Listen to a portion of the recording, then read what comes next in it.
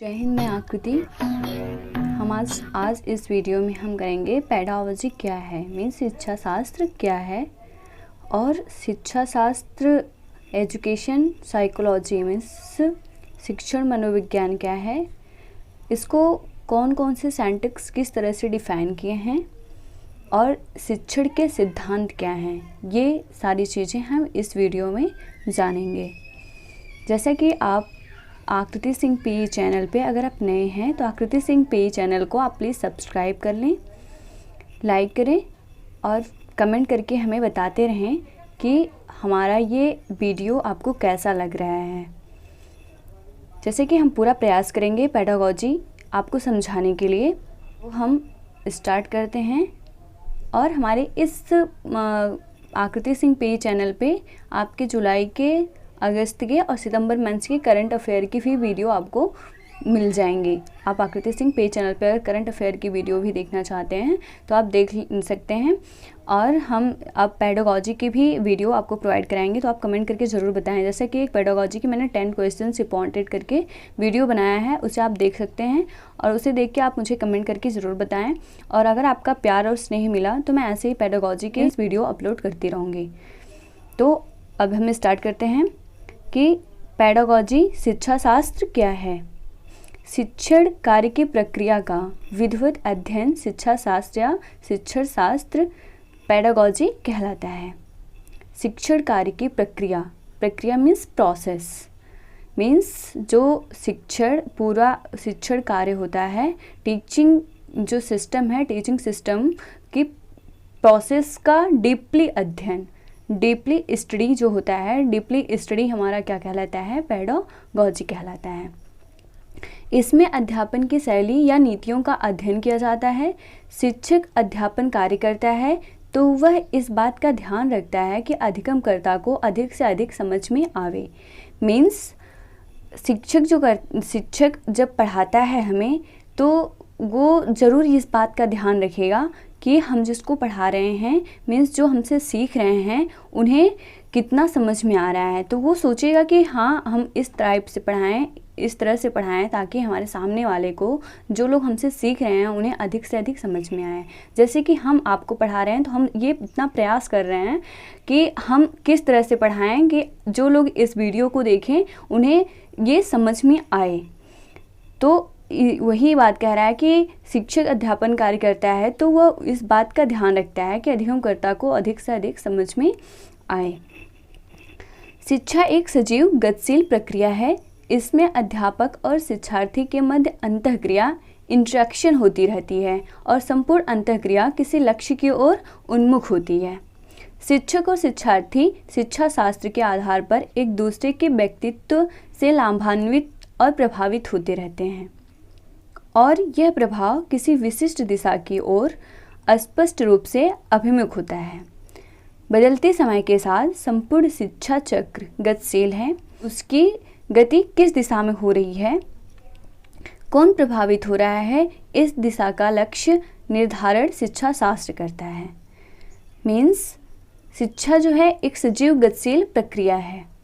शिक्षा एक सजीव गतिशील प्रक्रिया है। इसमें अध्यापक और शिक्षार्थी की मध्य क्या होती है, इंटरेक्शन होती रहती है, और संपूर्ण इंटरेक्शन किसी लक्ष्य की ओर उन्मुख होती है। मतलब हम जब शिक्षक और टीचर से अगर स्टूडेंट इंटरेक्शन करता है, उनके दोनों के मध्य में जब इंटरेक्शन हो जाती है तो कुछ संपूर्ण हमारी इंटरेक्शन होती है, पूरी इंटरेक्शन जो बनती है वो किसी न किसी एम को लेकर के, किसी न किसी लक्ष्य की ओर क्या होती है, आगे बढ़ती है। शिक्षक और शिक्षार्थी शिक्षा शास्त्र के आधार पर एक दूसरे के व्यक्तित्व से क्या होते हैं, लाभान्वित होते हैं और प्रभावित होते रहते हैं, और यह प्रभाव किसी विशिष्ट दिशा की ओर स्पष्ट रूप से अभिमुख होता है। बदलते समय के साथ संपूर्ण शिक्षा चक्र गतिशील है। उसकी गति किस दिशा में हो रही है, कौन प्रभावित हो रहा है, इस दिशा का लक्ष्य निर्धारण कौन करता है, शिक्षा शास्त्र ही करता है, मीन्स पेडागोजी ही करता है। तो ये आप जान गए होंगे कि पेडागोजी क्या है। आखिर हम इसमें क्या पढ़ते हैं, आगे चलते हैं। हम पढ़ते हैं, देख लेते हैं एजुकेशन साइकोलॉजी। मीन्स पेडागोजी भी हमारी क्या है, शिक्षा शास्त्र भी एक पेडागोजी की ही तरह है। तो हम शैक्षिक मनोविज्ञान क्या है, मनोविज्ञान की वह शाखा जिसमें इस बात का अध्ययन किया जाता है कि मानव शैक्षिक वातावरण में सीखता कैसे है तथा शैक्षणिक क्रियाकलाप अधिक प्रभावित कैसे बनाए जा सकते हैं। शिक्षा मनोविज्ञान दो शब्दों के योग से बनाया है, शिक्षा और मनोविज्ञान, अतः इसका शाब्दिक अर्थ है शिक्षा संबंधी मनोविज्ञान। शिक्षा और मनोविज्ञान, इसका शाब्दिक अर्थ है शिक्षा संबंधी मनोविज्ञान। दूसरे शब्दों में यह मनोविज्ञान का व्यवहारिक रूप है और शिक्षा की प्रक्रिया में मानव व्यवहार का अध्ययन करने वाला विज्ञान है। शिक्षा के सभी पहलुओं जैसे शिक्षा के उद्देश्यों, शिक्षण विधि, पाठ्यक्रम, मूल्यांकन, अनुशासन आदि को मनोविज्ञान ने प्रभावित किया है। बिना मनोविज्ञान की सहायता के शिक्षा प्रक्रिया सुचारू रूप से नहीं चल सकती। जैसे कि हमने यहाँ पे जाना कि बिना मनोविज्ञान की सहायता से शिक्षा प्रक्रिया सुचारू रूप से नहीं चल सकती। शिक्षा मनोविज्ञान से तात्पर्य शिक्षण एवं सीखने की प्रक्रिया को सुधारने के लिए मनोविज्ञान सिद्धांतों का प्रयोग करने से है। शिक्षा मनोविज्ञान शैक्षणिक परिस्थितियों में व्यक्ति के व्यवहार का अध्ययन करता है। शिक्षा मनोविज्ञान करता है जब हम शैक्षणिक मतलब कि हम शिक्षा ग्रहण करते हैं तो उस टाइम पे हमारे जो व्यवहार है, हमारा बिहेव जो है उसका अध्ययन करता है, उसका पता करता है। आगे चलते हैं। इस प्रकार शिक्षा मनोविज्ञान में व्यक्ति के व्यवहार, मानसिक प्रक्रियाओं एवं अनुभवों का अध्ययन शैक्षिक परिस्थितियों में किया जाता है। शिक्षा मनोविज्ञान की वह शाखा है जिसके ध्येय शिक्षण की प्रभावशाली तकनीकों को विकसित करना तथा अधिगमकर्ता की योग्यताओं एवं अभिरुचियों का आकलन करना है। आगे चलते हैं। अब देख लेते हैं शिक्षा मनोविज्ञान की क्या परिभाषा है। शिक्षा मनोविज्ञान वह मनोविज्ञान है जो शिक्षा की समस्याओं का विवेचन, विश्लेषण एवं समाधान करता है। शिक्षा मनोविज्ञान वह विज्ञान है जो शिक्षा की समस्याओं का विवेचन, विश्लेषण एवं समाधान करता है। शिक्षा मनोविज्ञान से कभी पृथक नहीं रही है। शिक्षा जो है वो मनोविज्ञान से कभी पृथक नहीं रही है। मनोविज्ञान चाहे दर्शन के रूप में रहा हो, उसने शिक्षा के माध्यम से व्यक्ति का विकास करने में सहायता की है। अब यहाँ पे है स्किनर के अनुसार। स्किनर ने कहा है कि शिक्षा मनोविज्ञान शैक्षणिक परिस्थितियों में मानवीय व्यवहार का अध्ययन करता है। जैसा कि हमने पहले ही जाना कि क्या है शिक्षा मनोविज्ञान, शैक्षणिक परिस्थितियों में मतलब शिक्षा करते समय हमारे मानवीय व्यवहार का अध्ययन करता है। शिक्षा मनोविज्ञान अपना अर्थ शिक्षा से जो सामाजिक प्रक्रिया है और मनोविज्ञान से जो व्यवहार संबंधी विज्ञान है ग्रहण करता है। आगे चलते हैं। अब देख लेते हैं क्रो के अनुसार। शिक्षा मनोविज्ञान व्यक्ति के जन्म से लेकर वृद्धा तक सीखने संबंधी अनुभवों का वर्णन तथा व्याख्या करता है। क्या है क्रो ने क्या कहा कि व्यक्ति के जन्म से लेकर और वृद्धा अवस्था तक सीखने संबंधी अनुभवों का वर्णन तथा व्याख्या करता है। जेम्स ट्रेवर के अनुसार शिक्षा मनोविज्ञान व्यवहारिक मनोविज्ञान की वह शाखा है। शिक्षा मनोविज्ञान व्यवहारिक मनोविज्ञान की वह शाखा है जो शिक्षा में मनोवैज्ञानिक सिद्धांतों तथा खोजों के प्रयोग के साथ ही शिक्षा की समस्याओं के मनोवैज्ञानिक अध्ययन से संबंधित है। आगे चलते हैं।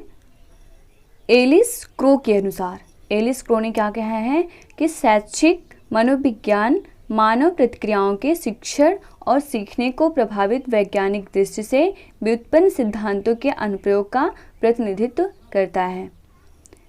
एलिस क्रो के अनुसार शैक्षिक मनोविज्ञान मानव प्रतिक्रियाओं के शिक्षण और सीखने को प्रभावित वैज्ञानिक दृष्टि से व्युत्पन्न सिद्धांतों के अनुप्रयोग का प्रतिनिधित्व करता है। मीन्स जो हमारा एजुकेशन साइकोलॉजी है, ये ह्यूमन प्रतिक्रियाओं, उनके एक्शन के वो किस टाइप के एक्शन कर रहे हैं, वो शिक्षण और मतलब कि उनके एजुकेशन और लर्निंग को जो जिससे वो प्रभावित होती है, तो वो वैज्ञानिक दृष्टि से अपने दृष्टिकोण से जो देखते हैं वो व्युत्पन्न सिद्धांतों के एप्लीकेशंस का प्रतिनिधित्व करता है। आगे चलते हैं। भारत में शिक्षा का अर्थ ज्ञान से लगाया जाता है। जो हमारा भारत है, भारत में शिक्षा का अर्थ ज्ञान से लगाया जाता है गांधी जी के अनुसार देखते हैं क्या है। गांधी जी के अनुसार शिक्षा का तात्पर्य व्यक्ति के शरीर, मन और आत्मा के समुचित विकास से है। गांधी जी के अनुसार शिक्षा का तात्पर्य व्यक्ति के शरीर, मन और आत्मा के समुचित विकास से है। शिक्षा मनोविज्ञान के अर्थ का विश्लेषण करने के लिए स्किनर ने अधोलिखित तथ्यों की ओर संकेत किया। मीन्स नीचे जो दिए हैं वो स्किनर के अनुसार है। उन्होंने क्या तथ्य दिया है देखते हैं। फर्स्ट है स्किनर के अनुसार कि शिक्षा मनोविज्ञान का केंद्र है। शिक्षा मनोविज्ञान का केंद्र मानव व्यवहार है। शिक्षा मनोविज्ञान का केंद्र मानव व्यवहार है। सेकंड है शिक्षा मनोविज्ञान खोज और निरीक्षण से प्राप्त किए गए तथ्यों का संग्रह है। खोज और निरीक्षण से प्राप्त किए गए तथ्यों का संग्रह है।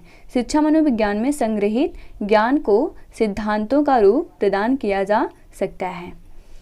चौथा है शिक्षा मनोविज्ञान ने शिक्षा की समस्याओं का समाधान करने के लिए अपनी स्वयं की पद्धतियों का प्रतिपादन किया है। पांचवा है शिक्षा मनोविज्ञान के सिद्धांत और पद्धतियां शैक्षिक सिद्धांतों और प्रयोगों का आधार प्रदान करते हैं। अब देख लेते हैं मनोविज्ञान की आवश्यकता। मनोविज्ञान की आवश्यकता। कैली ने शिक्षा मनोविज्ञान की आवश्यकता को निम्नानुसार बताया है। किसने? कैली ने। तो अब मनोविज्ञान, शिक्षा मनोविज्ञान की आवश्यकता है। फर्स्ट है बालक के स्वभाव का ज्ञान प्रदान करने हेतु। सेकंड है बालक को अपने वातावरण से सामंजस्य स्थापित करने के लिए। शिक्षा के स्वरूप, उद्देश्यों और प्रयोजनों से परिचित करना। सीखने और सिखाने के सिद्धांतों और विधियों से अवगत करना। पांचवा है संवेगों के नियंत्रण और शैक्षिक महत्व का अध्ययन। चरित्र निर्माण की विधियों, सिद्धांतों से अवगत कराना। छठवां है चरित्र निर्माण की विधियों और सिद्धांतों से अवगत कराना। सातवां है विद्यालय में पढ़ाए जाने वाले विषयों में छात्र की योग्यताओं का माप करने की विधियों में प्रशिक्षण देना। आठवां है शिक्षा मनोविज्ञान के तथ्यों और सिद्धांतों की जानकारी के लिए प्रयोग की जाने वाली वैज्ञानिक विधियों का ज्ञान प्रदान करना। मीन्स शिक्षा मनोविज्ञान तथ्यों और सिद्धांतों की जानकारी के लिए प्रयोग की जाने वाली वैज्ञानिक विधियों का क्या करना है? ज्ञान प्रदान करना है। आगे चलते हैं। अब देख लेते हैं शिक्षण के सिद्धांत। शिक्षण के सिद्धांत क्या हैं? तो हम जैसा कि जान रहे हैं इसमें है प्रत्येक अध्यापक की क्या होती है? हार्दिक इच्छा होती है कि उसका शिक्षण क्या है? प्रभावपूर्ण हो। मतलब कि हर एक टीचर चाहता है, उसकी हर एक टीचर की इच्छा होती है कि वो जो पढ़ाए उसका इफ़ेक्टिव हो। जो वो अगर पढ़ाता है तो उसका क्या होता है? प्रभाव अच्छा हो, प्रभावपूर्ण हो। इसके लिए अध्यापक को कई बातों को जानकर उन्हें व्यवहार में लाना पड़ता है। यथा मतलब जैसे पाठ्य वस्तु का आरंभ कहाँ से किया जाए, किस प्रकार किया जाए, छात्र उसमें रुचि कैसे लेते रहें, अर्जित ज्ञान को बालकों के लिए उपयोगी कैसे बनाया जाए आदि। इस टाइप का अध्यापक क्या होते हैं? अपने व्यवहार में लाते हैं कि हम पाठ्य वस्तु का आरंभ कहाँ से करें, किस प्रकार किया जाए, छात्र में रुचि कैसे, मतलब छात्र इस जो पढ़ा रहे हैं उसमें वो रुचि कैसे लेते रहें, अर्जित ज्ञान को बालकों के लिए उपयोगी कैसे बनाया जाए आदि।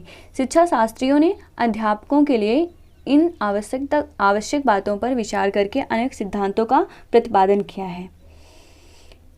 शिक्षा शास्त्रियों ने अध्यापकों के लिए इन आवश्यक बातों पर विचार करके अनेक सिद्धांतों का प्रतिपादन किया है। इनमें से प्रमुख निम्नलिखित हैं। फर्स्ट क्या है? क्रिया द्वारा सीखने का सिद्धांत। जो सिद्धांत है उसमें का फर्स्ट सिद्धांत है क्रिया द्वारा सीखने का सिद्धांत। बालक स्वभावतः ही क्रियाशील होते हैं। निष्क्रिय बैठे रहना उनकी प्रवृत्ति के विपरीत है। उन्हें अपने हाथ, पैर व अन्य इंद्रियों को प्रयोग में लाने में अत्यंत आनंद की प्राप्ति होती है। स्वयं करने की क्रिया द्वारा बालक सीखता है। इस प्रकार से प्राप्त किया हुआ ज्ञान अथवा अनुभव उसके व्यक्तित्व का अस्थायी अंग बनकर रह जाता है। अतः अध्यापक का अध्यापन इस प्रकार होना चाहिए जिससे बालक को स्वयं करने द्वारा सीखने के अधिकाधिक अवसर मिले। अगला है जीवन से संबद्धता का सिद्धांत। अपने जीवन से संबंधित वस्तुओं का ज्ञान प्राप्त करना बालकों की स्वाभाविक रुचि होती है।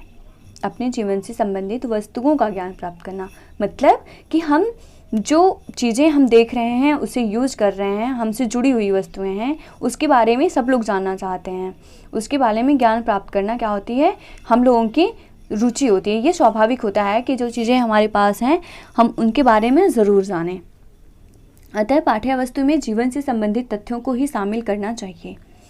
मतलब इसमें यही है कि अपने जीवन से संबंधित सिद्धांत में है कि अपने पाठ्य वस्तु में जीवन से संबंधित तथ्यों को ही शामिल करना चाहिए। जैसे कि अगर हम किसी चीज़ को किसी से रिलेट करके पढ़ लेते हैं, समझ लेते हैं, तो वो हमें समझ में जल्दी आ जाता है।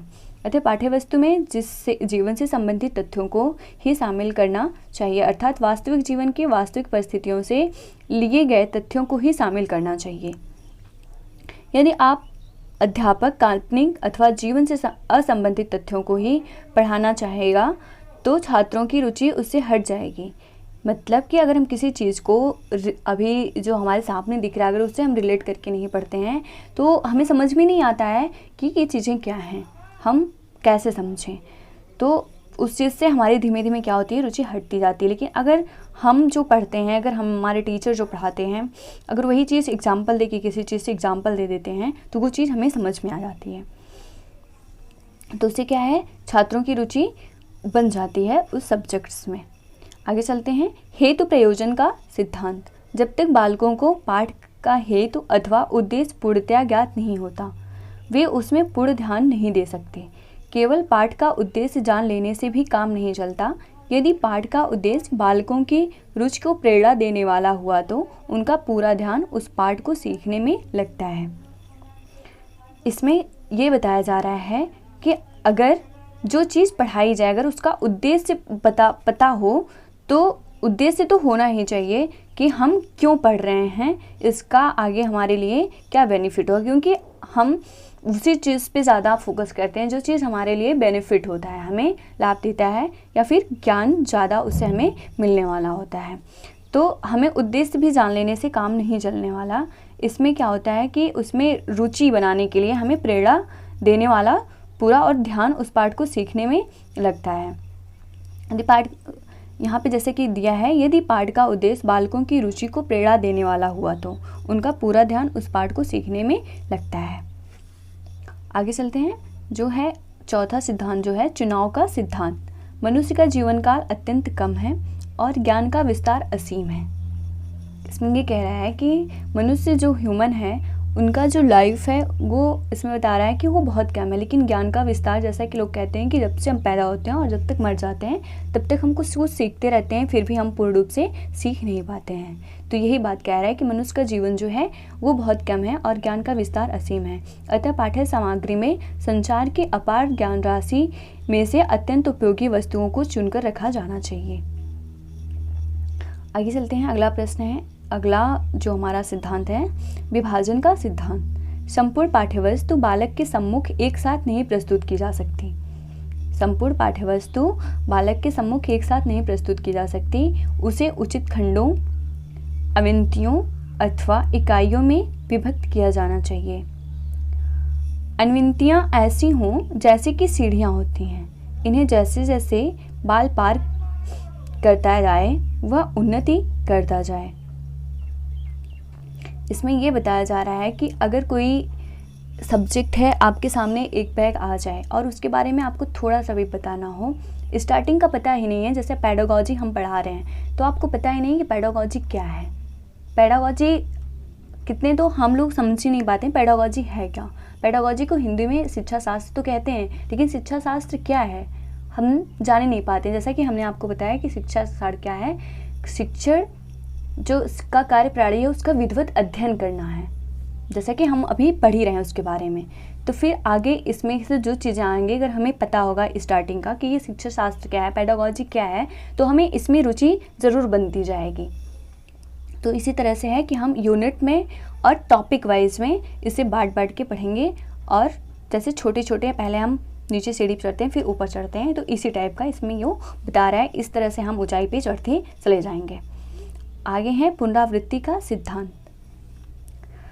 बालक किसी पाठ्यवस्तु अथवा ज्ञान को अपने मस्तिष्क में ठोस प्रकार से तभी जमा कर पाता है जब बार बार उसकी आवृत्ति कराई जाए, मीन्स रिवीजन कराया जाए।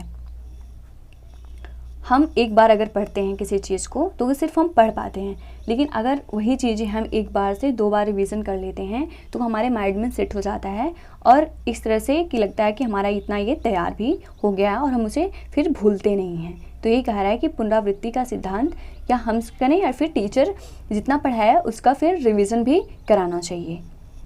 पुनरावृत्ति का ये सिद्धांत, तो ये आपके आज के शिक्षण के सिद्धांत, साइकोलॉजी, आपके एजुकेशन साइकोलॉजी के बारे में हमने जाना, पेडागॉजी के बारे में जाना, शिक्षा शास्त्र के बारे में जाना।